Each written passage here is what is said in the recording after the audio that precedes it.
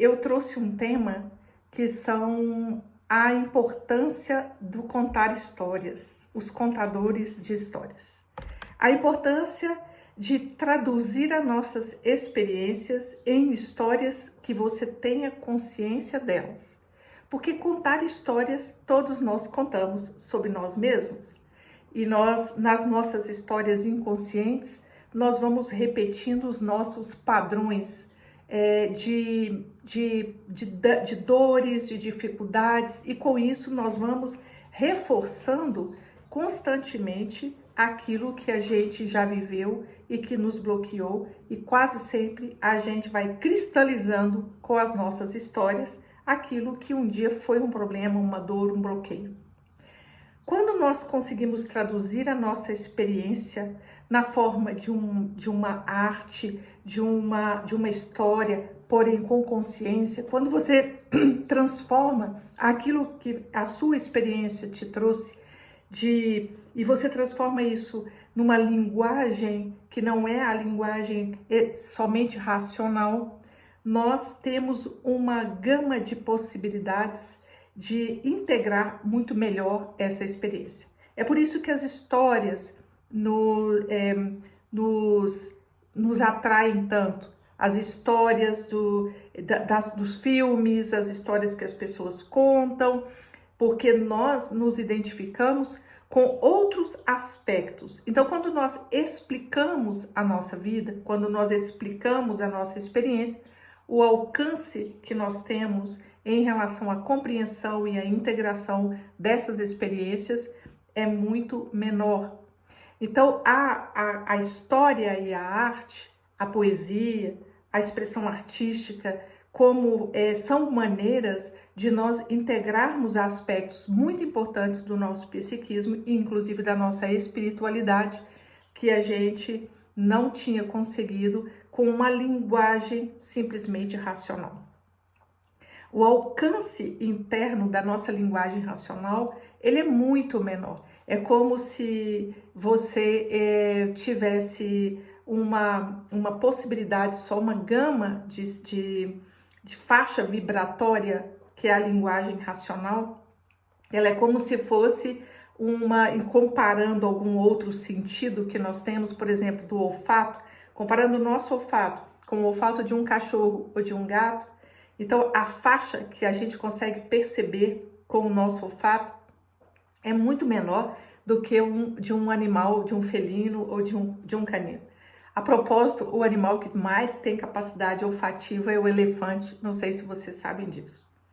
Então, a capacidade nossa de percepção, por exemplo, do olfato em relação a esses animais é muito estreita, é muito pequena, ou dos sons é muito pequena. E assim, dentro de nós temos também uma linguagem que é uma linguagem racional e lógica, lógico-racional, e uma linguagem que é poética. E esta linguagem poética, ela trata dos aspectos que a gente quer, por exemplo, integrar com muito mais capacidade, porque tem muito mais nuances, muito mais amplitude de percepção do que a linguagem racional. Então, nós deveríamos experimentar esta linguagem com mais frequência. Nós poderíamos explorar isso dentro de nós, mas como a nossa vida é muito racional e nós somos estimulados a explicar, a funcionar sempre no hemisfério esquerdo do nosso cérebro, nós não aproveitamos as possibilidades desta linguagem.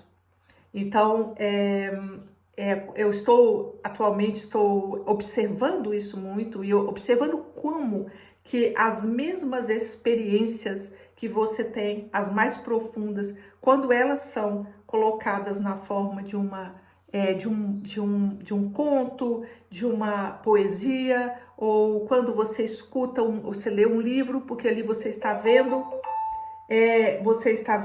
a possibilidade, está vendo a história de uma outra pessoa contada na forma de um romance, algo assim, você começa a acionar os aspectos internos seus, ou na forma de um mito. O mito, ele é um arquétipo que ele tem um poder de mexer com todos nós, porque apesar dele ser uma história aparentemente fantasiosa, ela tem ali elementos que mexem com as bases arquetípicas, com as bases mais profundas do nosso psiquismo.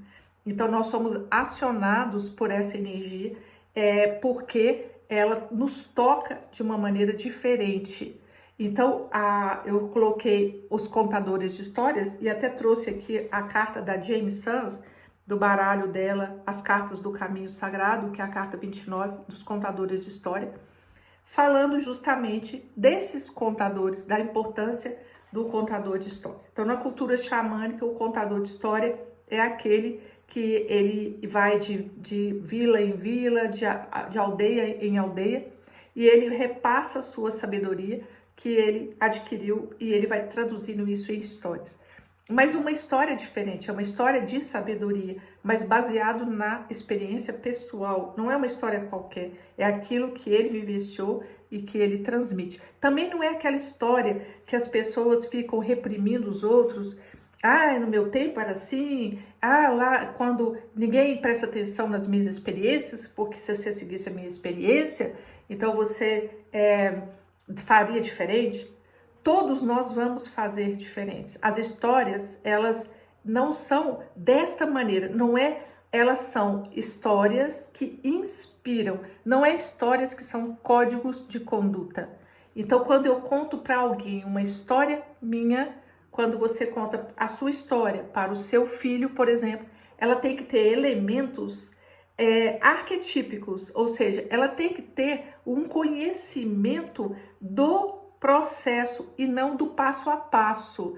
E muitas vezes a gente confunde isso. Então, quando, por exemplo, nós queremos que o nosso filho siga os nossos passos, então nós vamos querer que ele faça a mesma faculdade que eu faço, o mesmo caminho que eu trilhei, a mesma pegada minha. E não se trata disso. Trata-se do processo de buscar o caminho. É para além da pegada. Quando nós estamos passando a pegada, ou seja, eu fiz assim e você vai fazer idêntico, eu não estou dando para o outro a liberdade existencial. É como se você fosse um grande cozinheiro e você quisesse passar a sua arte. Então, você vai permitir que o outro, você vai dar para aquela pessoa os passos fundamentais, mas vai permitir que ele tenha ali, naquilo que ele constrói, a sua autoria, o seu jeito particular de ser. E aí que a gente se confunde, porque nós viemos de famílias que têm crenças muito fortes, que estão passando coisas para a gente, que passam situações que às vezes nos ditam regras e normas, inclusive rígidas de comportamento, mas não é disso que eu estou falando.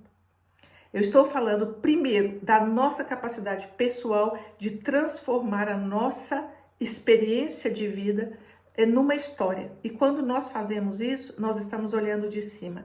E nós estamos reconhecendo ali os pontos importantes da nossa história, os pontos de desafios, os pontos de queda, os pontos que nós acertamos. E ali a gente vê de cima a trajetória que nós traçamos. Então, quando a gente faz isso, a gente consegue perceber o caminho visto de cima, a trajetória vista de cima.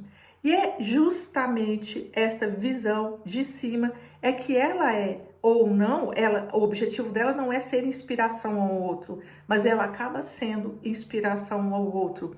O objetivo é nós mesmos percebermos e fazermos uma síntese e uma integração da nossa própria experiência de vida.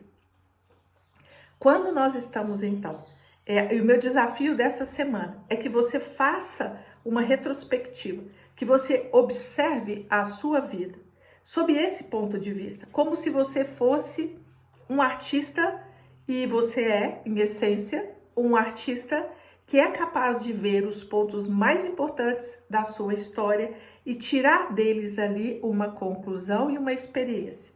E você, como se você tivesse que levar para outra vida, ou para para o envelhecimento, ou para o dia em que você partir desse mundo, porque todos nós vamos partir, e que a sua bagagem fosse um manuscrito, fosse um livro que você escreveu de você mesmo. Então esta alma, nessa experiência temporal de tempo e espaço, ela viveu esses desafios. Ela veio com estes talentos. E esses talentos foram aflorados ou não, esse aqui foi, esse aqui não foi, passou por essa experiência que permitiu isso e aquilo. É entender os pontos da nossa história que são aqueles pontos onde algo se manifesta, onde a onda colapsa. A tudo que acontece conosco, a cada momento existe um colapsar de uma onda. E o que é isso? Para que algo se manifeste, sempre algo está ali dando um start, o início de alguma situação. Então você pode observar que isso acontece quando a gente tem um insight, quando a gente se apaixona, quando a gente tem uma ideia nova, quando nós iniciamos, nasce no seu coração um desejo de fazer um curso, de mudar de vida, de fazer alguma coisa. Tudo foi startado, ou seja, tudo teve um início. E esse início é importante que a gente perceba, porque também os traumas estão nesses inícios.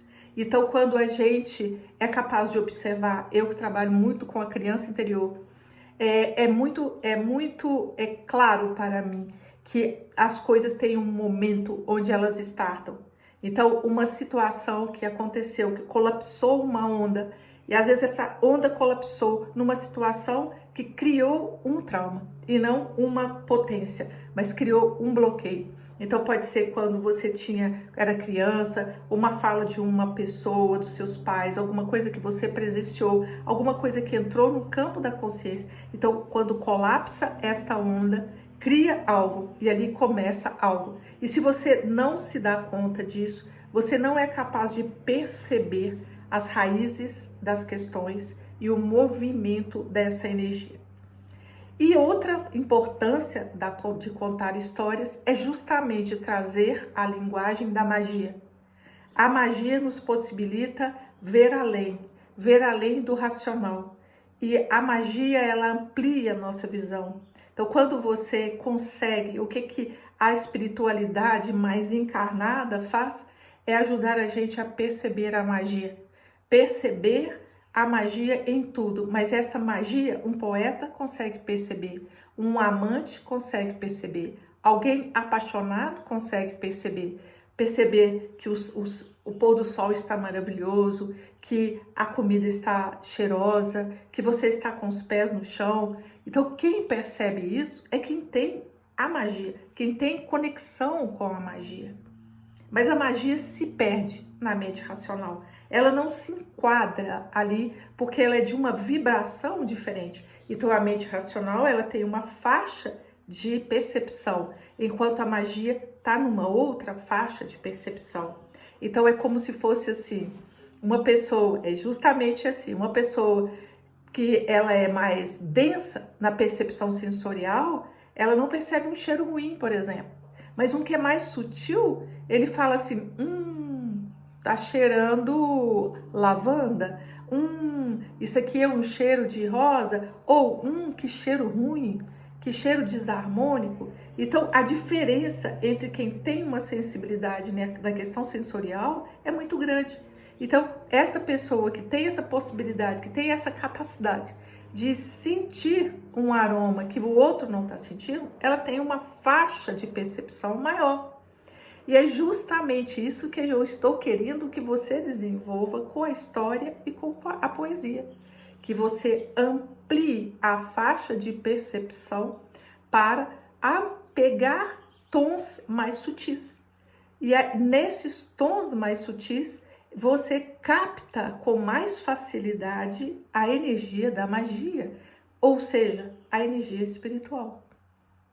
E ali, quando você capta essa energia espiritual, você é capaz de interagir com ela e de aproveitar dela e usufruir dela e deixar-se conduzir por ela. Então, esse desafio é um desafio que a gente já perdeu isso no tempo, porque a nossa maneira de educar não valoriza este aspecto sensível do poema, do escrever seu relatório, escrever um romance para você mesmo. Você é o personagem desse romance. Escreva. Escreva um poema, volte a sua... Crie uma música, dance, tira o sapato, dance, veja a lua, nós estamos na lua cheia, você já percebeu? Então, resgate a magia, porque quando você resgata a magia, você vai ver que a vida de fato te devolve com muito mais magia. Então, este é o desafio dessa semana, é contar histórias, escrever poemas para resgatar dentro de você a capacidade de perceber a magia, de você ser uma mulher mágica ou um homem mágico, de você estar aí para brilhar a sua luz nessa luz da magia. Aceita o desafio? Então, uma boa semana para vocês. Eu ainda não sei se vocês me viram ou não. Vamos ver depois, porque eu vou sair do computador aí que eu vou ver se tem ou não algum comentário aqui comigo. Um grande beijo para vocês, uma ótima semana e eu aguardo vocês na próxima segunda. Aí eu já vou saber se eu estou fazendo certo ou não. Beijos, tchau!